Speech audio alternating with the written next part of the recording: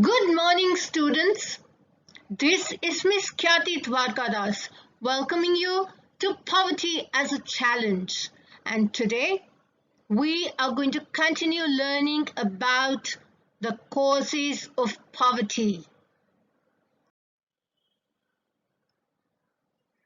As you are aware from the previous units and videos of this lesson, there are a number of causes for widespread poverty in India.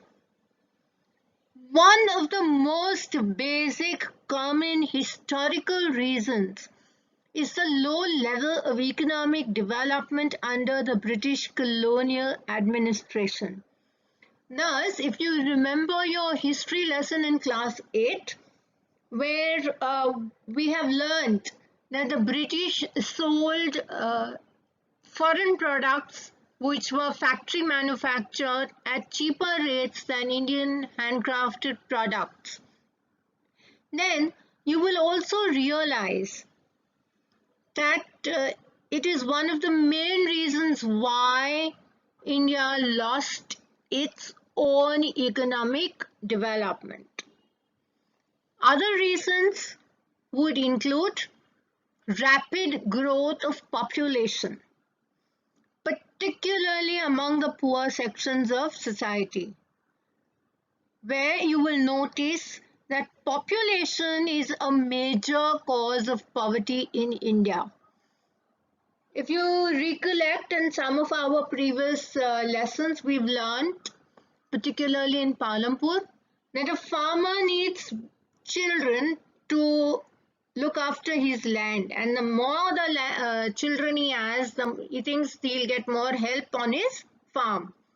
So the farmer too keeps looking for more and more children. Ultimately, it leads to a division of land that we've seen in Palampur. So a big plot of land becomes smaller and smaller based on the number of children the farmer has. Another reason of poverty would include that our agricultural sector has failed to generate much employment opportunities for the farm laborers. Similarly, our industries could not provide many jobs to the job seekers. So it's been a hard hit in the agricultural and the industrial sectors. Another major cause of poverty, which we have been seeing through Palampur, is unequal distribution of land and other resources. So various land reform measures introduced after independence in India could not improve the life of millions and millions of rural poor, because even the schemes for implementation of land reform measures were poorly implemented. They did not reach the target audience. Another important cause of poverty in India has become social factors. And when we talk about social factors, what do we talk about?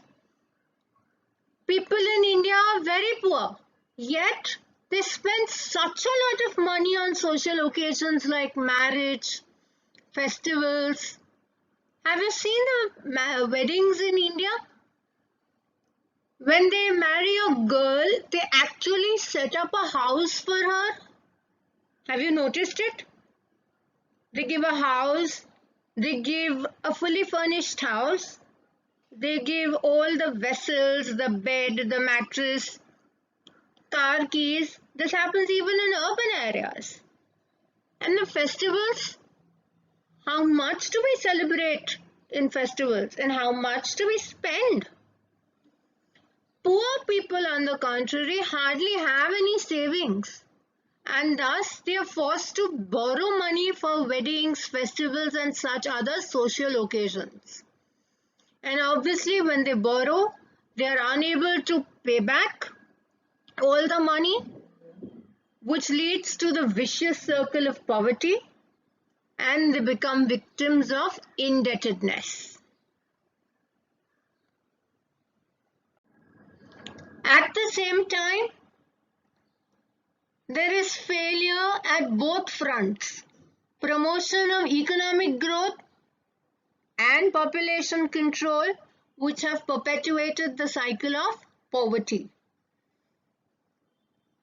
There are irregular small incomes, huge economic inequalities,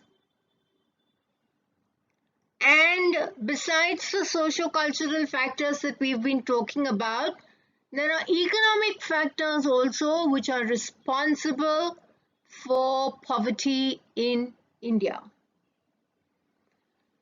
Now, before I wind up with today's class, I'd like you to read the same from your textbook and make a list of what you would suggest as measures to control poverty in India, which probably would help bring about an awareness in the poor people that, okay, these are the ways in which poverty can be controlled if they are a bit more aware.